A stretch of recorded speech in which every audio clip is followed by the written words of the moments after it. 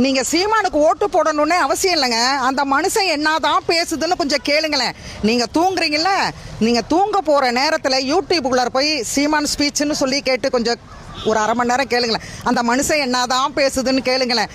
ஐயோ எங்கே இருந்து தான் வருமோ இப்படி ஒரு பேச்சு, இந்த மாதிரி பேசுவாரா, நானே வேதனைப்படுவேன். ஐயோ பாவம், கால் வலிக்குமாப்பா, உனக்கு ஏதாவது ஆகிட போகுதுப்பா அப்படின்னலாம் நான் நிச்சயம் மனசுக்குள்ளார எனக்கு ரொம்ப வேதனைப்பட்டுட்டேன்.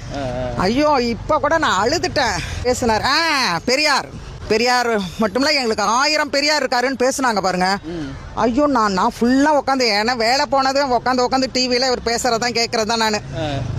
ஏப்பா இப்படி பேசுற, உனக்கு ஏதாவது ஆயிடுச்சுன்னா என்னப்பா பண்றது, ஐயோ யாரு கேட்குறாங்களா, இதெல்லாம் கேட்பாங்களா அப்படின்னெல்லாம் அழுதுட்டேன் நான். எனக்கு கண்ணீரே வந்துருச்சு. அதை வாய் விட்டு நான் சொல்றேன், என்ன அறியாம ஐயோ இப்படி பேசுறியேப்பா நீ அப்படின்ட்டு ரொம்ப மனசு கலங்கிட்டேன்.